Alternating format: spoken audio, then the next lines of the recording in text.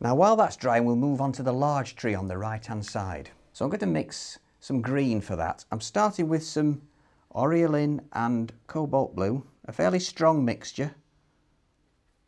I'm going to add a little touch of raw sienna to that.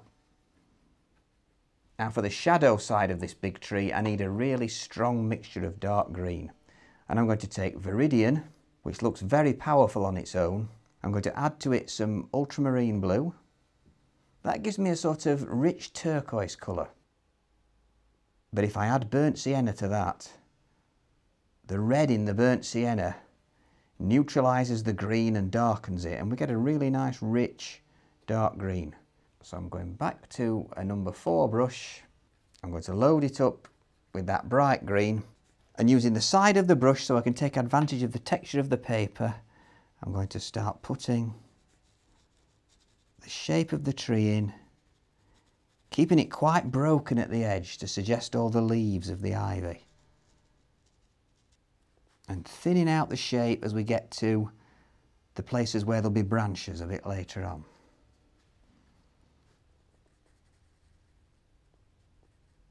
And before that has a chance to dry, I'm going straight in with the brush full of really dark green.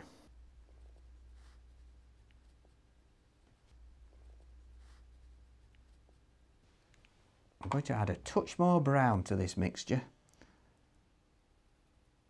to darken it even more, and again use the brush on its side to catch the texture of the paper. And you can see how the dry brush gives you the broken shape at the edge.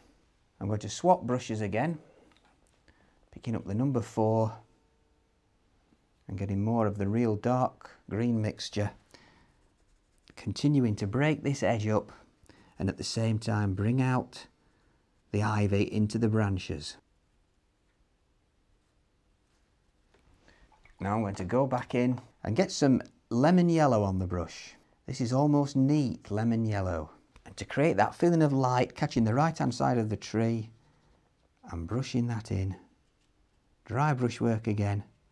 Because the lemon yellow is opaque, I can lay it on top of the dark green and it will still lighten the colour. A touch more of the lemon yellow, concentrating that mainly on the right hand side of the tree where it's catching the light. I'm going to emphasise that by getting the detailer brush and really dipping that in the neat lemon yellow just to pick out a few leaf shapes catching the light. Again, you can see how the opaque quality of the lemon yellow is working.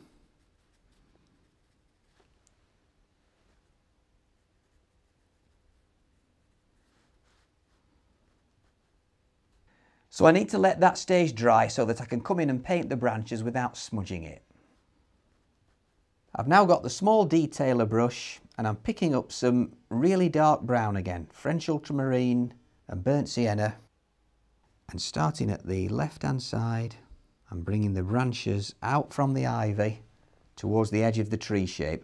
I want to make sure every branch looks connected as well, so filling any gaps all the time, keeping my eye on that thin wash, that shape that I'm working to. It's at this stage that you can deviate a bit from the tracing. You don't have to put every branch in that you've traced, and in fact you can put some extra ones in if you feel it looks right while you're painting it.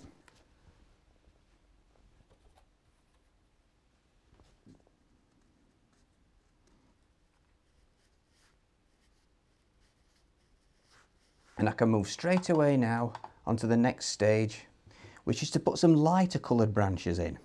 So I'm going to take some Naples yellow. Naples yellow again is quite an opaque colour.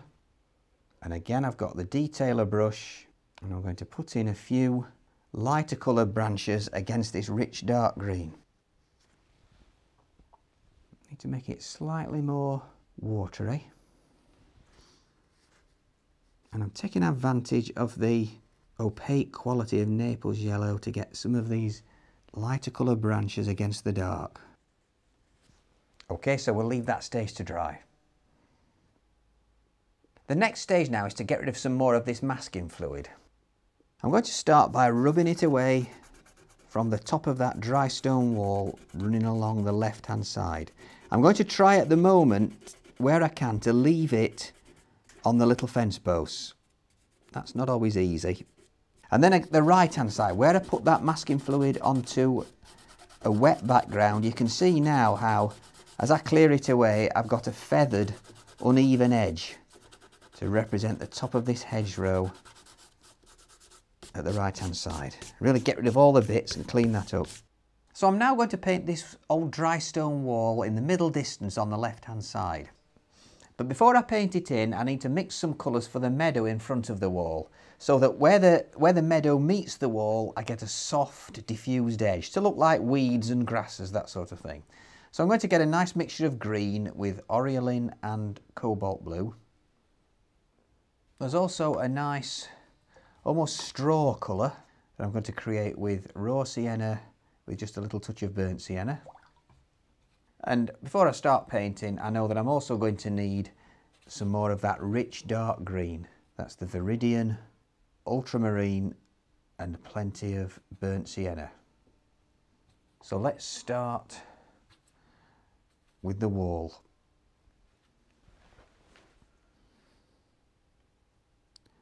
Just leaving that tiny little key line of white. Doesn't work if you leave too much.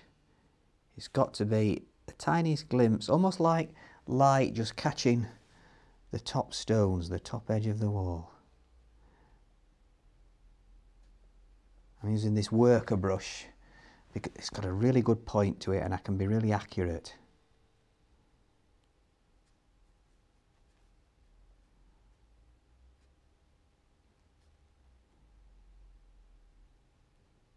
Right down to that corner where it meets the road. Now quite rapidly I'm bringing in that nice soft green. And you can see how where it touches the base of the wall it just softens into it. Important at this stage as well that you make sure your brush strokes follow the contours of the land. My brush strokes are now sloping down to meet the road. A little bit of the raw sienna and burnt sienna as well. Important to have these colours mixed so that they all blend together on the paper. I'm going to add a touch of water to lighten it slightly in the foreground there. Coming right down to the bottom left hand corner, I'm going to drop a little bit of Naples yellow into there as well. That sort of straw colour.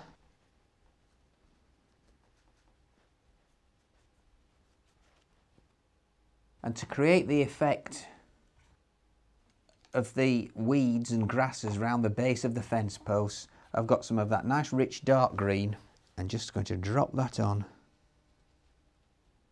letting it soften into the damp background.